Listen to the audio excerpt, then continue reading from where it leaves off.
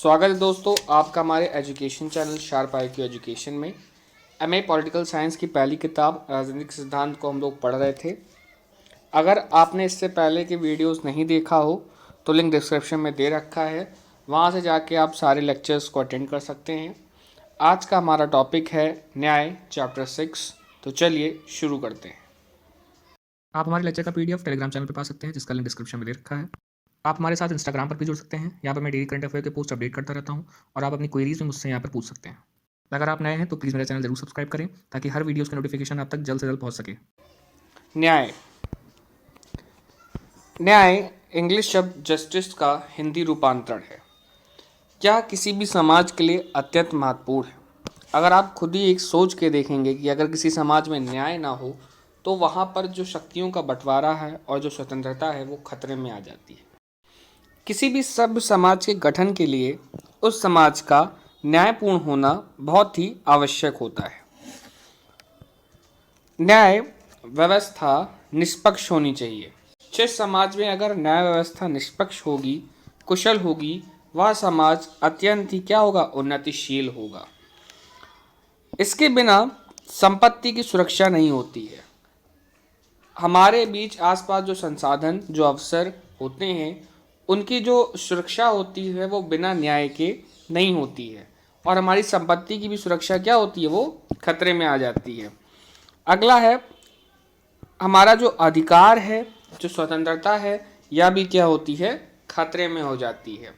अर्थात अगर जिस समाज में न्याय व्यवस्था कुशल नहीं होगी, वहाँ पर जो व्यक्तिगत स्वतंत्रता होती है वो भी कैसी हो जाती है, खतरे में आ जाती है। अगला है समाज संतुलन व्यवस्था बनाए रखने हेतु कुछ नियम निर्माण करना आवश्यक होता है।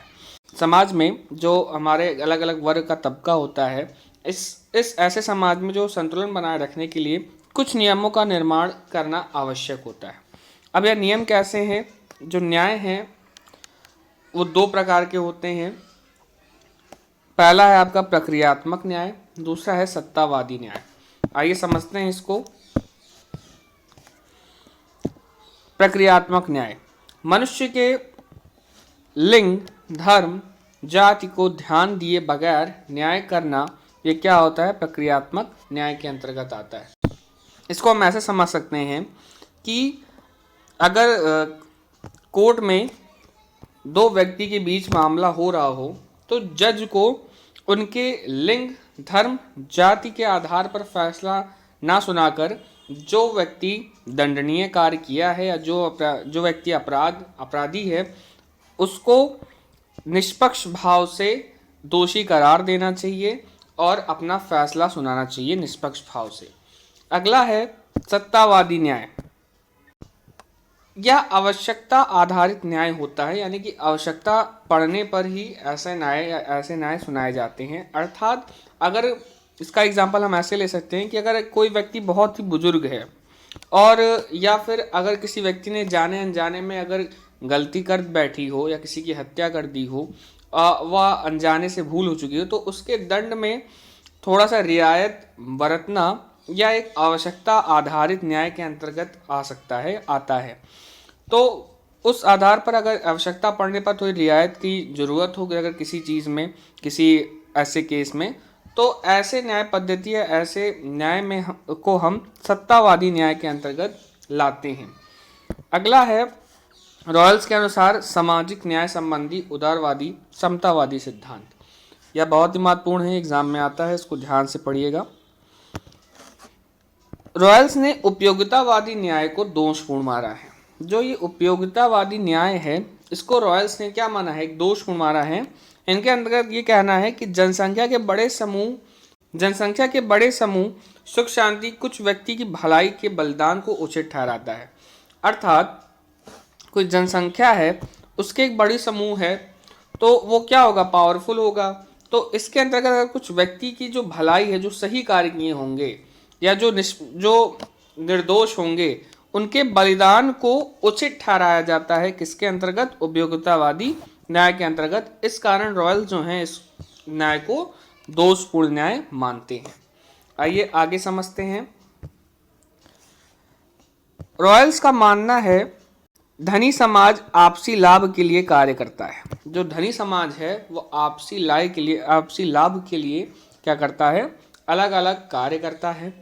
समाज के जो सदस्य होते हैं, जो भी समाज के सदस्य होते हैं, वह आर्थिक लाभ और सामाजिक दायित्व में उनके बीच में क्या होती है, भिन्नता पाई जाती है।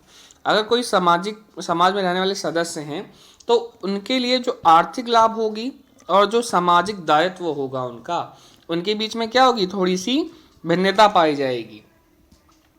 तो न्याय संगत लाभों और सामाजिक दायित्वों, न्याय संगत लाभों और सामाजिक दायित्वों के बीच में एक बंटवारा होना चाहिए। क्या होना चाहिए, एक बंटवारा होना चाहिए। इसके लिए संस्थाओं का निर्माण प्रत्येक सदस्य जो है सामाजिक प्राथमिक वस्तुओं के पाना चाहिए। इसके लिए क्या होना चाहिए, जो ये बंटवारा है उसके लिए एक न्याय संगत संस्था बनानी चाहिए। उसके लिए क्या करनी चाहिए, एक संस्था बनानी चाहिए। किसके किसके बीच, न्याय संगत लाभों और सामाजिक दायित्व, इन दोनों के बीच एक बंटवारा कर सके और न्याय सुना सके। अगर दोनों में अगर मतभेद हो जाने पर ऐसी स्थिति में वह अपना फैसला सुना सके कि क्या कहाँ किससे क्या गलती हो रही है। तो इस कारण यहाँ पे एक संस्थान का निर्माण करना चाहिए, किसके अनुसार, रॉयल्स के अनुसार। अगला है, प्रत्येक सदस्य जो है उनको जो सामाजिक प्राथमिक वस्तुएं हैं उनका एक सामान्य वितरण होना चाहिए। सामाजिक प्राथमिक वस्तुएं कौन कौन सी हैं, जैसे कि अधिकार, स्वतंत्रता, शक्ति, अवसर, आय, ये सब जो हैं इनका क्या होना चाहिए, न्याय संगत वितरण होना चाहिए। किसके अंतर्गत, रॉयल्स के अनुसार, न्याय के अंतर्गत। अगला है, इसके लिए जो सिद्धांत दिए हैं रॉयल्स ने वो कौन कौन से हैं, कि पहला है समान मौलिक स्वतंत्रता। आपका जो मौलिक स्वतंत्रता का सिद्धांत है वह इसको एक जस्टिफाइड होना चाहिए या एक अलग भिन्न होना चाहिए, या इसको समाज के अंतर्गत एक प्रदर्शित कर देना चाहिए कि यह आपकी मौलिक स्वतंत्रता है। इसको आप अपने पर्सनल लाभ या अपने लाभों में साथ इसको आप मिक्स नहीं कर देंगे। यह आपकी अलग मौलिक स्वतंत्रता है और आपका जो लाभ है, आर्थिक लाभ, इसको आप अलग रखेंगे। तो सामाजिक दायित्व अर्थात मौलिक स्वतंत्रता, समान मौलिक स्वतंत्रता का सिद्धांत इन्होंने दिया, जिसके तहत आपने समझी गए होंगे कि मौलिक स्वतंत्रता को अलग से परिभाषित कर देना चाहिए नागरिकों के लिए, ताकि वह आपसी लाभों, अपने आर्थिक लाभ और मौलिक स्वतंत्रता के बीच मिक्स ना कर बैठें और कुछ गलत काम ना कर बैठें।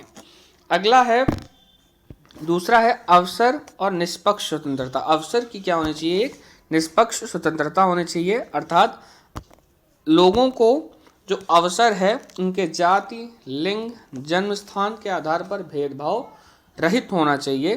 भेदभाव रहित उनको अवसर प्रदान करना चाहिए। ये सिद्धांत आता है का के अंतर्गत, अवसर निष्पक्ष स्वतंत्रता के सिद्धांत के अंतर्गत। अगला है खा, मतद्वैध सिद्धांत। इसके अंतर्गत क्या है, ये बहुत इंपॉर्टेंट है, इसको आइए समझते हैं। मतद्वैध के सिद्धांत के अंतर्गत रॉयल्स का कहना है कि समृद्धि की असमानता को समानता स्थापित से नहीं अपितु न्यूनतम लाभांतियों के लोगों को अधिकतम सीमा तक लाना। अर्थात कहने का ये मतलब है कि अगर कोई वर्ग है जहाँ तक कि उसके तक आर्थिक लाभ सही से नहीं पहुँच पा रहा है, जाहिर सी बात है जो निम्न तबका होगा उनके पास क्या होगा, जो आर्थिक समानता है वह सही से नहीं पहुँच पा रही है, तो उनको क्या करना चाहिए, एक विशेष लाभवंत की प्रक्रिया करनी चाहिए, एक विशेष लाभवंत चलाया जाना चाहिए, ताकि वह अपनी स्थिति में क्या करें, ग्रो ला सकें और वह समाज के समान उठ बैठ सकें या अपने आर्थिक लाभों को बाकी नागरिकों के साथ ही समान कर सकें, अपने आर्थिक लाभ को बाकी नागरिकों की तरह समान अवसर के प्राप्त कर सकें, अपने आर्थिक स्तर को और ऊंचा उठा सकें। तो इसके लिए क्या करना चाहिए, कार्य करना चाहिए, ताकि लोगों को क्या हो, जो निम्न तबके के लोग हैं जहाँ तक कि ये चीज़ें नहीं पहुँच पा रही हैं वो ऊपर उठ सकें।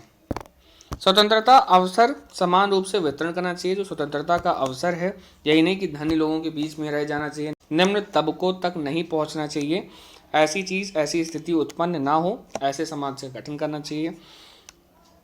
यह क्या है, एक अनुमानिक प्रक्रिया है, यह अल्पतम लाभांती सदस्यों की भलाई के विषय में गंभीर है। अल्पतम लाभवंत सदस्यों अर्थात वही जो निम्न वर्ग हैं, जहाँ तक आर्थिक लाभ क्या हो सही से नहीं पहुँच पा रहा हो, उनके लिए यह मत द्वैत सिद्धांत लाया गया है, उनके लिए एक विशेष गंभीर रूप से बताया गया है। अगला है हमारा न्याय पर मार्क्सवादी विचार। जो इसके समर्थक हैं वो कौन हैं? साक्स, मिलिन, लेनिन। इनके आधार पर इन्होंने मार्क्सवादी समाज के समर्थक हैं। मार्क्सवादी समाज दो वर्गों में विभक्त किया गया है। पहला है शोषक वर्ग, दूसरा है शोषित वर्ग। राज्य की सत्ता का प्रयोग शोषक वर्ग जो होता है वो अपने हितों की पूर्ति के लिए करता है तथा शोषित वर्ग न्याय से वंचित रखने के लिए करता है। राज्य की सत्ता का प्रयोग, जो राज्य की जो सत्ता है इसका प्रयोग जो शोषक वर्ग है वो अपनी हितों की पूर्ति के लिए करता है और दूसरा शोषित वर्गों को न्याय से वंचित रखने के लिए अपनी सत्ता का प्रयोग करता है। ये किसका मानना है? मार्क्सवादी विचारों का मानना है। इनके सिद्धांत के अनुसार क्या क्या बातें की गई इनको आइए देखते हैं। आदिम साम्यवादी समाज में वर्ग नहीं होता क्योंकि निजी संपत्ति का अभाव था और प्राकृतिक वस्तुएं का समान अधिकार था। जो आदिम साम्यवादी समाज था यानी कि बहुत पहले की बात कही जा रही है, बहुत ही पहले जब प्राचीन काल की बात की जा रही है, तो उस समय क्या था कि निजी संपत्ति का अभाव था। इस कारण जो वर्ग है वर्ग के बीच में संघर्ष देखने को नहीं मिलता था। वर्ग का जन्म निजी संपत्ति के जन्म के साथ ही हुआ है। तो वहाँ पे क्या था? प्राकृतिक वस्तुओं का क्या था? समान अधिकार था। वहाँ पर भूमि और ये जो चीज़ें हैं, ये जो संपत्तियाँ हैं, इनके जो अधिकार थे वो सभी को समान रूप से प्राप्त थे। सब लोग क्या थे? मिलजुल कर रहते थे, अपनी आवश्यकताओं को पूर्ण करते थे और शोषण नहीं होता था किसी भी वर्ग किसी भी जाति का। जब बहुत पहले जब इंसान ग्रो कर रहे थे या इवॉल्व हो रहे थे। अगला है संसाधन में सुधार हुआ। संसाधनों में क्या हुआ? धीरे धीरे सुधार होने लगा। निजी संपत्ति का जन्म होने लगा। जो निजी संपत्ति हैं उनका क्या होने लगा? जन्म होने लगा। और समाज इसी के साथ ही दो वर्गों में विभाजित होने लगा, शोषण करने वाला वर्ग और दूसरा था शोषित वर्ग। पूंजीवादी समाज में न्याय समानता की बात करना व्यर्थ है क्योंकि यह पहले से ही मानव असमानता पर आधारित है। जो पूंजीवादी समाज है इसमें न्याय की जो बात करना और समता की बात करना व्यर्थ होता है। ये किसका मानना है? मार्क्सवादी विचार का मानना है क्योंकि इसमें पहले से ही मानव की जो असमानता है उसी पे आधारित होती है, तभी पूंजीवादी वर्ग का क्या हुआ? जन्म हुआ। अगला है मार्क्सवादी व्यवस्था सभी व्यक्तियों को समान मानता है। जो मार्क्सवादी व्यवस्था है वो क्या मानता है कि सभी ऐसे समाज का गठन हो जहाँ पे सभी व्यक्तियों को समान रूप से न्याय, समान रूप से अधिकार सबको प्राप्त हो। और वहीं पूंजीवादी व्यवस्था क्या है? श्रमिक वर्ग जो हैं इसमें वंचित होते हैं। किससे वंचित होते हैं? न्याय से वंचित रहते हैं। वहाँ पे असमानता विद्यमान रहती है पूंजीवादी व्यवस्था में। तो क्या हुआ? दोनों क्या हुए? आपस में विलोम हुए। एक में समानता की बात की जा रही है, एक में समानता की बात की जा रही है और दूसरे में असमानता की कहीं ना कहीं बात विद्यमान है। तो मार्क्सवादी के अनुसार न्याय की स्थापना हेतु पूंजीवादी वर्ग का समाप्त किया जाना आवश्यक है।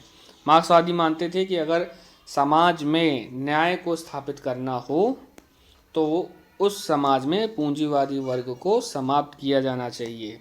इसके लिए क्या हो कि श्रमिक वर्गों को तैयार किया जाना चाहिए, आपस में गुट बनाना चाहिए ताकि पूंजीवादी वर्ग का समाप्त या खात्मा हो पाए। समान अधिकरण की व्यवस्था कायम करनी चाहिए। समान अधिकरण मतलब समान अधिकार सबको प्राप्त हो, इसको क्या कहते हैं? समान अधिकरण की व्यवस्था होनी चाहिए और इससे क्या होगा? एक न्यायपूर्ण समाज का गठन होगा। आइए एक बार समझते हैं फिर से। हम लोगों ने जाना न्याय क्या होता है, न्याय का जो असल अर्थ है इसके बारे में समझा। फिर हम लोगों ने न्याय के प्रकार के बारे में जाना, न्याय कितने प्रकार के होते हैं, प्रक्रियात्मक न्याय और सत्तावादी न्याय। फिर हम लोग समझा रॉयल्स के अनुसार सामाजिक न्याय की अवधारणा, उदारवादी समतावादी सिद्धांत को समझा हमने।